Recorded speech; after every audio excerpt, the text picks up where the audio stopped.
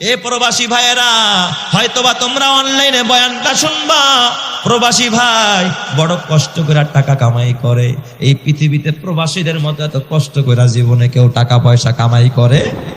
বাড়িতে থাকেন, কামলা কিষান দিল, বেলা শেষে মা দেখেন, বাবা দেখেন, ছেলে দেখেন, ভাই দেখেন, বোন দেখেন, কিন্তু আমার প্রবাসী ভাইরা জীবনেও কিন্তু কাউরে দেখতে পায় না।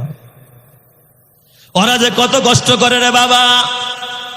মদিনার সফরে আমার সাথে 10 জন প্রবাসী আসছে দেখা করার জন্য। প্রবাসীদের জিজ্ঞাসা করলাম, তোমরা অনেক বছর যাবত প্রবাসে থাকো, বলো তোমাদের এমন কষ্টের কি, সবচেয়ে বড় কষ্টটা কি লাগে? 10 জনের মধ্যে দেখি 10 জনের চোখ দিয়া পানির ফোঁটা গড়ায় পড়তেছে।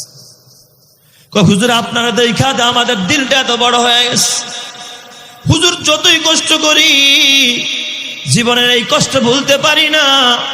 মা দেখি না, বাবা দেখি না, জোরের ভাই দেখি না, আহারে দাদা দেখি না, দাদি দেখি না, কোনো বন্ধু বান্ধব দেখি। দেশের একটা মানুষ দেখলে মনে হয় যেন আসমান থেকে কিছু একটা আসছে। সুবহানাল্লাহ, যেরকম বহু দূর থেকে 100 টাকা খরচ করে তারপরে আমার সাথে দেখা করতে আর আসছে মদিনা। যুবক ভাই, জিজ্ঞাসা করলাম দিনের বেলা এখানে তোমরা কি কাজ করো না? আজকে কি কাজ নাই, ডিউটি নাই? আমার ডাক দেয়া কয়, ভাইয়া প্রচন্ড গরম, আমরা তো কনস্ট্রাকশনের কাজ করি, দিনের বেলায় কাজ করতে পারি না রোদ্রের কারণে। এত গরম, উপরে উঠা যায় না, তাপমাত্রার কারণে মানুষ মরে যাওয়ার মতো গরম হয়, গরম সহ্য করা যায় না, এত প্রচন্ড তাপমাত্রা থাকে ওই দেশে। কয় তাহলে কখন কাজ করো? কয় রাতের বেলায়। দিনের বেলায় আমরা মাঝে মাঝে ঘুমাই, আর রাতের বেলায় সারা রাত কাজ করি। এ আমার বাবা,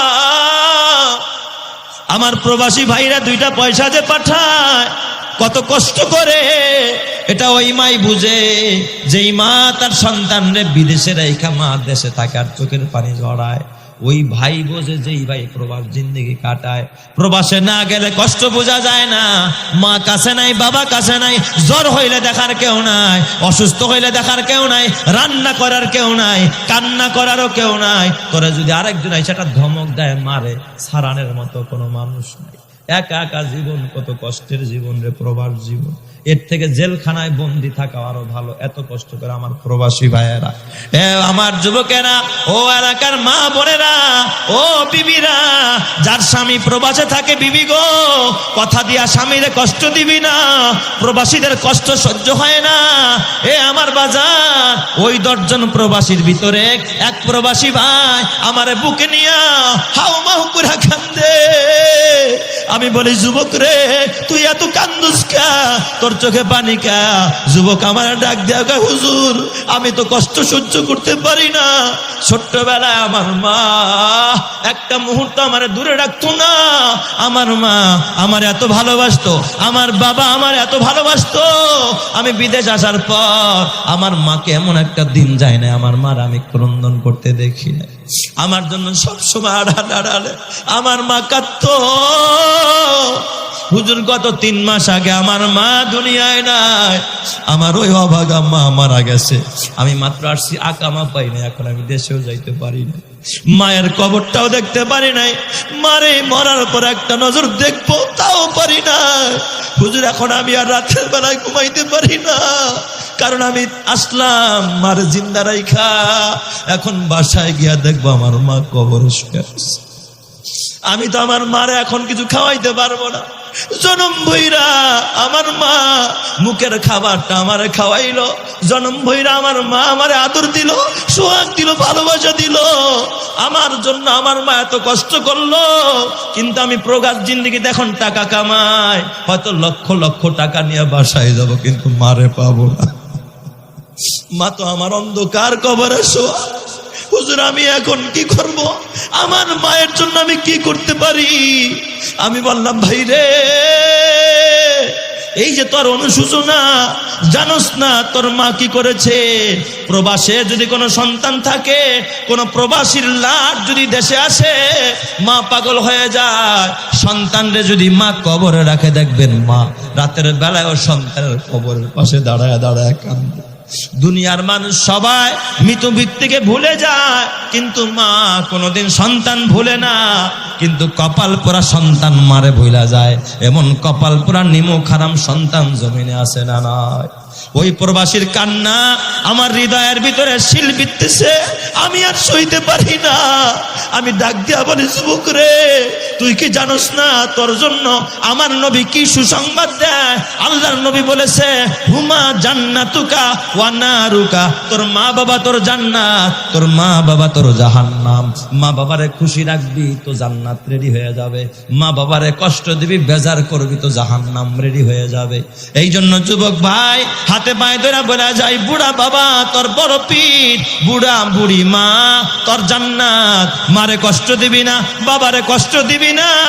এ দোস্ত, আল্লাহর নবীর এক সাহাবী হযরতে হারেসা ইবনে নোমান রাদিয়াল্লাহু তাআলা আনহু একদিন ফজরের পর মসজিদে নববীর ভিতরে নামাজ শেষ করে নবীজির সামনে বসা।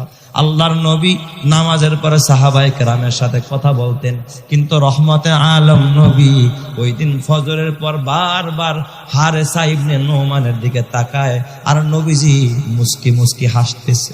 সুবহানাল্লাহ জোরে কোন সবাই। হারেসা ইবনে নোমান ডাক দিয়া বলে, ইয়া রাসূলুল্লাহ ফিদাকা আবি ওয়া উম্মি, নবীজি আমার মা বাবা আপনার জন্য কুরবান।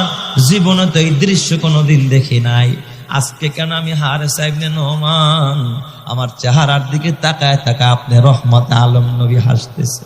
নবীজি আমি কি করলাম, আমার দিকে তাকায় কেন হাসতেছে? নবী আমার ডাক দিয়া কয়, হারেসা জানো না, আস-সাবিকুন আস-সাবিকুন উলাইকাল মুকাররাবুন, অগ্রগামীরাই অগ্রগামী হয়, জান্নাতীরাই জান্নাতি হয়। যারা আল্লাহর নৈকট্যশীল বান্দা তারা আল্লাহর নিকটে যায়। চিৎকার মেরে করেন আল্লাহু আকবার। নবীজি ডাক দিয়া কয়, হারেসা, ও হারেসা ইবনে নোমান, তুমি তো জানো না আমি রহমতে আলম নবী রাতের বেলায় যখন ঘুমাইলাম, ঘুমের ঘরে স্বপ্ন দেখি জিব্রাইল আমিন আইসা আমার দুইটা হাত ধইরা আমারে নিয়ে যাচ্ছে জান্নাত দেখাই। নবীর স্বপ্ন এটা হলো ওহী। সুবহানাল্লাহ জোরে কোন সবাই। নবীর স্বপ্ন ওহী, নবী কোনোদিন মিথ্যা স্বপ্ন দেখে না। জিব্রাইল আমারে ধইরা জান্নাত দেখাইতে নিয়ে গেছে, জান্নাতটা ঘুরায় ঘুরায় দেখা। আরে হারেসা ইবনে নোমান, আমি মুহাম্মদ জান্নাতটা যখন দেখতেছি না, যত সামনে যায় হঠাৎ দেখি জান্নাতের ভিতর থেকে মধুর কণ্ঠে কোরআনের তেলাওয়াতের আওয়াজ আসতেছে। এত সুন্দর তেলাওয়াত আমি মুহাম্মদ জীবনে কোনোদিন এত মধুর কণ্ঠের তেলাওয়াত শুনি নাই। এই তেলাওয়াত শুনি না যেন আমার দিল কেড়ে নিতেছে, কিন্তু কণ্ঠটা পরিচিত পরিচিত মনে হচ্ছে। আমি জিব্রাইলে জিজ্ঞাসা করলাম, আইয়ু সাউতিন হাযিহি ইয়া জিব্রাইল, ও ভাই জিব্রাইল, এই জান্নাতের ভিতরে তো মধুর কণ্ঠে খোদার কোরআনকে তেলাওয়াত করে, মনে হয় যেন আল্লাহ তাআলা আকাশ থেকে কোরআনটা নাজিল করতেছে। কে এত মধুর কণ্ঠে কোরআন তেলাওয়াত করে? হযরতে জিব্রাইল আমিন ডাক দিয়া বলে, ইয়া রাসূলুল্লাহ, ইয়া হাবিবাল্লাহ, এটা হলো আপনার একজন সাহাবী, নাম তার হারেসা ইবনে নোমান। এই হারেসা ইবনে নোমানের তেলাওয়াত খোদার জান্নাতের মধ্যে বাজতেছে। চিৎকার মেরে কান্না আল্লাহু আকবার। নবীজি ডাক দিয়া বললেন, এ জিব্রাইল, হারেসা তো এখনো মারা যায় নাই, সে তো জিন্দা। তাহলে হারেসা ইবনে নোমান এখনো দুনিয়ায়, তার কোরআনের তেলাওয়াত জান্নাতে বাজে, ঘটনা বুঝলাম না। লিমা ইয়া আখি জিব্রাইল, কেন গো ভাই জিব্রাইল? কারণ আমার কোলে বলে। নবীজি কয়, জিব্রাইল কয়, নবীজি বলতেছেন, জিব্রাইল আমার ডাক দেয়া কয়, ইয়া রাসূলুল্লাহ, ইয়া হাবিবাল্লাহ, কেন এত মর্যাদা আপনার হারেসা ইবনে নোমানে? এটা আমারে প্রশ্ন না কইরা আপনারই তো সাহাবী, আপনি নিজেই প্রশ্ন করেন, জবাব পেয়ে যাবেন। চিৎকার মেরে করেন আল্লাহু আকবার। নবীজি আমার ডাক দেয়া কয়, হারেসা, হারেসা ইবনে নোমান। হারেসা ইবনে নোমানের গাল বায়া চোখের পানি পড়তেছে। এত বড় সুসংবাদ, কারণ নবী যা কয় এটা সত্য না মিথ্যা? সত্য কথা। হারেসা ইবনে নোমানের খুশির কোনো শেষ নাই, কারণ মানুষ দেখবেন দুঃখেও কাঁদে, আবার বেশি খুশি হয়ে গেলেও আনন্দে কাঁদে। হারেসা ইবনে নোমানের চোখ দিয়া পানি গড়াইতেছে।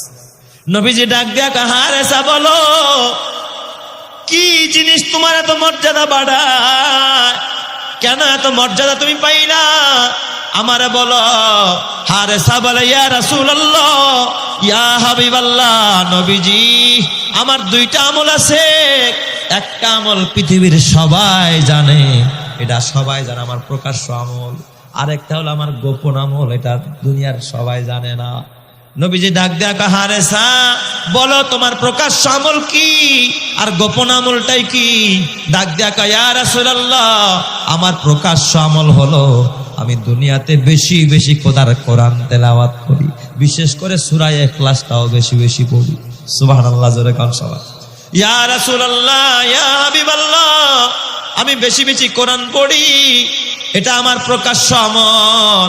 আমি হাঁটতে বসতে উঠতে চলতে সব জায়গায় আমি কোরআন পড়ি। এ বাবা, তোমাদেরকেও বলা যায়, খেতে কাম করতেছো তখনও সূরা ইখলাস পড়লে গুনাহ হইব নি? ওযু লাগেনি সূরা ইখলাস পড়তে? ওযুও লাগে না। ওযু ছাড়াও কোরআন শরীফ দেখা ছাড়াও মুখস্থ সূরা পড়া যায়, ওযু ছাড়াও পড়া যায়। এই জন্য আমল করবেন তো ইনশাআল্লাহ, আল্লাহ কবুল করো, জোরে কান আমিন। নবী, যেটা আমার প্রকাশ্য আমল। কয় তাহলে তোমার গোপন আমল কি বলো?